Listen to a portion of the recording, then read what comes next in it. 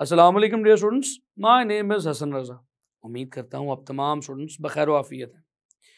Dear students, आपने अपने previous lecture में ये देखा था हाफ लाइफ क्या होती है, और हाफ लाइफ से गुफ्तगू को शुरू करते हुए आपने डिके कांस्टेंट को भी पढ़ लिया। डिके कांस्टेंट के बाद डिके कांस्टेंट और हाफ लाइफ के रिलेशन को भी पढ़ लिया, और एक नया कॉन्सेप्ट एक्टिविटी का भी आपने सीखा। तो डियर स्टूडेंट्स, आपने अपने प्रीवियस लेक्चर में काफ़ी इंफॉर्मेशन हासिल कर ली है, लेकिन एक चीज़ अभी भी बाकी है। आप डियर स्टूडेंट्स ये नहीं जानते कि हाफ लाइफ के नतीजे में बचने वाले रेडियो एक्टिव सैंपल की तादाद कैसे फाइंड आउट की जाए। तो डियर स्टूडेंट्स, आज हम देखेंगे कि कैसे रिमेनिंग रेडियो एक्टिव न्यूक्लियाई की तादाद फाइंड आउट की जा सकती है, और हम ये भी देखेंगे कि एग्जाम्पल 21.2 आखिर हमारे आज के लेक्चर के मुताबिक कैसे सॉल्व की जा सकती है। तो डियर स्टूडेंट्स, बगैर किसी ताखीर के चलिए लेक्चर को शुरू करते हैं और चलते हैं लाइट बोर्ड की जानिब। तो डियर स्टूडेंट्स, चलिए फिर बात को आगे बढ़ाते हैं और देखते हैं कि रिमेनिंग रेडियो एक्टिव न्यूक्लियस की तादाद हम कैसे फाइंड आउट कर सकते हैं। चलिए, बहुत सिंपल है, एक ग्राफ की मदद से देखते हैं।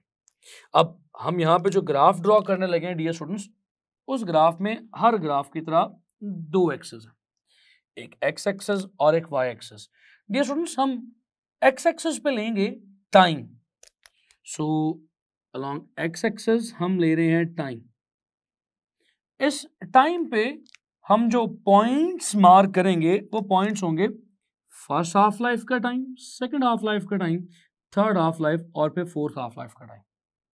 तो ये हो जाएगा t1/2, ये हो जाएगा 2t1/2, ये हो जाएगा 3t1/2 और ये हो जाएगा 4t1/2। इसी तरह से डियर स्टूडेंट्स, हम अलोंग वाई एक्सेस जो क्वांटिटी लेंगे वो होगी कंसंट्रेशन जो कम होती चली जा रही है, या amount of radio active nuclei कह सकते हैं। तो डियर स्टूडेंट्स, हम यहां पर जो ले रहे हैं दैट इज एन नॉट, या concentration of radio active nuclei.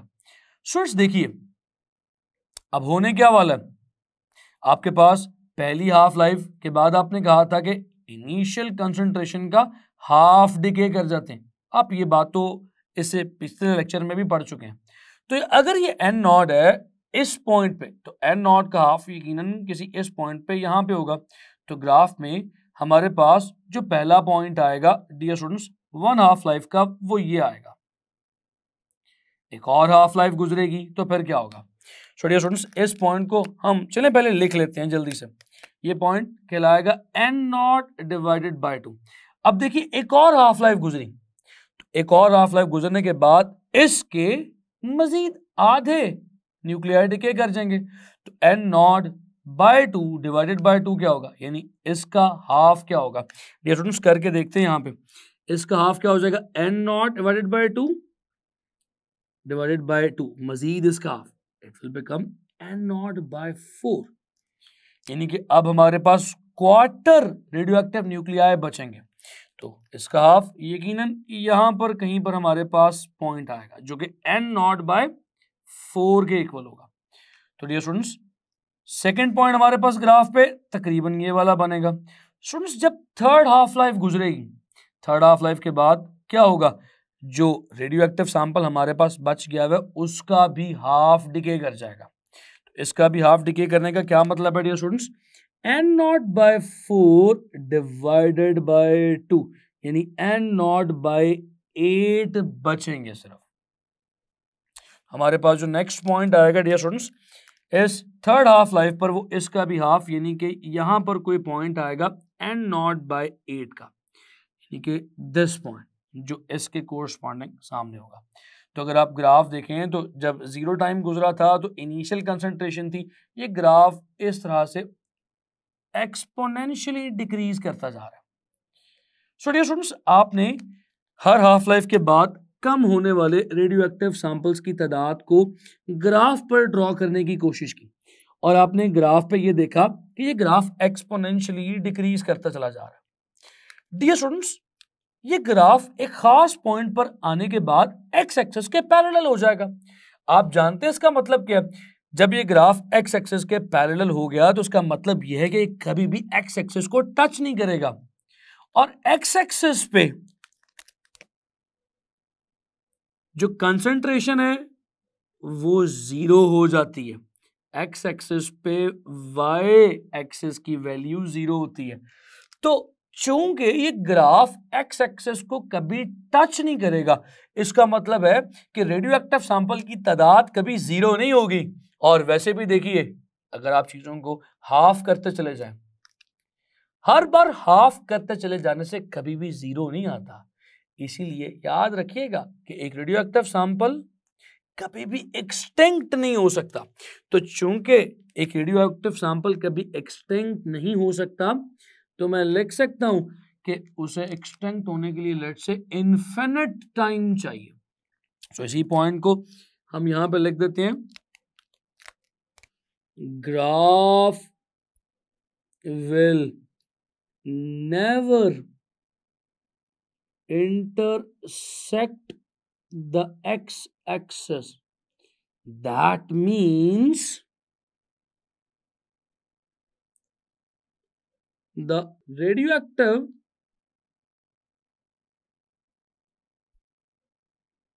element will need infinite time to get extinct. Dear students, उस रेडियोएक्टिव एलिमेंट को एक्सटिंक्ट होने के लिए, खत्म होने के लिए, उसकी कंसंट्रेशन 0 हो जाने के लिए उसे कितना वक्त लगेगा? इनफिनिट टाइम लगेगा। सो डियर स्टूडेंट्स, यहां तक तो आपने ये बात सीख ली कि कोई भी रेडियोएक्टिव सैंपल कभी भी एक्सटिंक्ट नहीं हुआ। इसलिए जब से ये कायनात बनी है, जब से ये अर्थ बनी है, वो रेडियोएक्टिव एलिमेंट्स जो इनिशियली अर्थ क्रस्ट में पाए जाते थे वो आज भी हैं, कभी खत्म नहीं हुए। डिके करते करते वो कभी 0 नहीं होंगे। लेकिन ये स्टूडेंट्स, हमने अपनी डिस्कशन से हटना नहीं। हमारी डिस्कशन ये थी कि हम रेडियोएक्टिव सैंपल जो बच जाएगा उसकी तादाद कैसे कैलकुलेट करें। तो आप देख सकते हैं ये हर बार हाफ हो रहा है। तो हर बार हाफ हो रहा है, इसे कैसे लिखा जाए? आप देख सकते हैं कि जो फर्स्ट हाफ लाइफ है, उसके बाद जो सैंपल बच रहा है डियर स्टूडेंट्स वो है n0/2, और जो सेकेंड हाफ लाइफ है उसके बाद जो सैंपल बच रहा है वो n0/4 है, और जो थर्ड हाफ लाइफ है डियर स्टूडेंट्स उसके बाद जो सैंपल बच रहा है वो कितना है? That is n0/8। तो अगर आप इसे 2 की पावर में लिखने की कोशिश करें तो क्या आप लिख सकते हैं? ये 1/2 की पावर 1 इंटू n0 लिखा जाएगा, ये 1/2 की पावर 2 इंटू n0 लिखा जाएगा। 1/2 की पावर 2 लूंगा, ये 1/4 इंटू n0 बन जाएगा, और ये 1/2 की पावर 3 इंटू n0 लिखा जाएगा। तो डियर स्टूडेंट्स, यहां से हमें पता चला कि जितनी भी हाफ लाइफ गुजर जाए, हम एक जनरल फॉर्मूला निकाल सकते हैं रिमेनिंग न्यूक्लियाइज का। सो डियर स्टूडेंट्स, ये जो जनरल फॉर्मूला है ये कैसे लिखा जाएगा? General formula can be written as n, यानी कि left after radioactive sample is equals to 1/2 raised to the power n into n0। अब यहां पे डियर स्टूडेंट्स ये n क्या है? Small n is the number of half life. So number of half lives लिख देते हैं डियर स्टूडेंट्स। इसका मतलब ये हुआ कि अगर 2 हाफ लाइफ्स गुजरेंगी तो हम n की जगह 2 पुट करेंगे तो पता चलेगा n0/4, यानी क्वार्टर ऑफ द सब्सटेंस बचेगा। अगर 3 हाफ लाइफ्स गुजरेंगी तो हम n की जगह पे 3 पुट कर देंगे, तो यहां से हमें पता चलेगा कि n0/8 सैंपल बचा।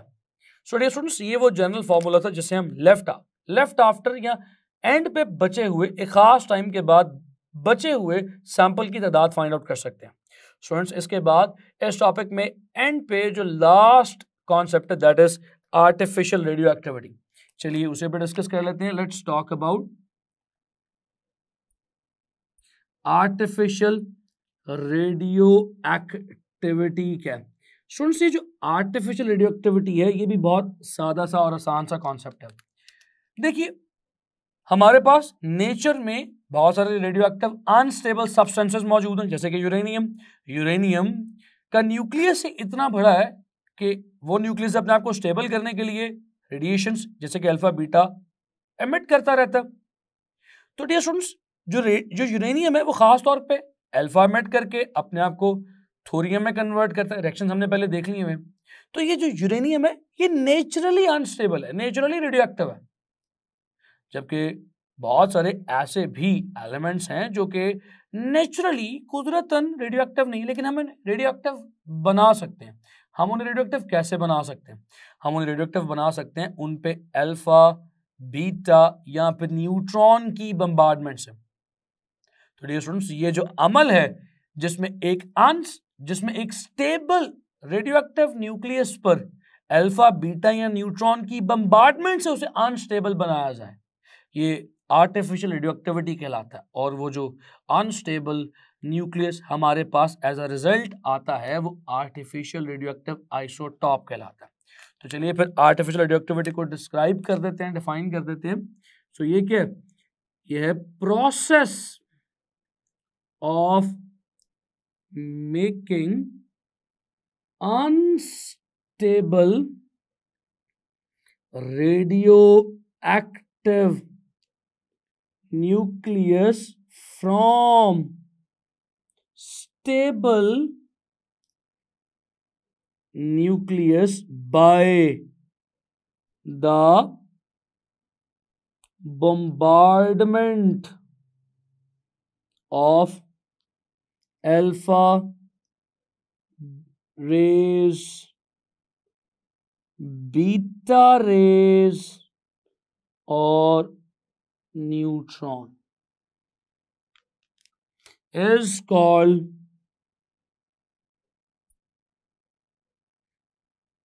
artificial radioactivity, my dear students।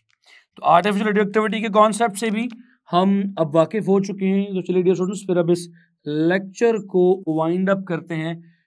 इस लेक्चर के आखिरी काम एग्जाम्पल 21.2 को देखते हुए, इस लेक्चर के इस आखिरी एग्जाम्पल में हमें ये कहा जा रहा है कि एक हॉस्पिटल में रेडियो एक्टिव आयोडीन का एक सैंपल है।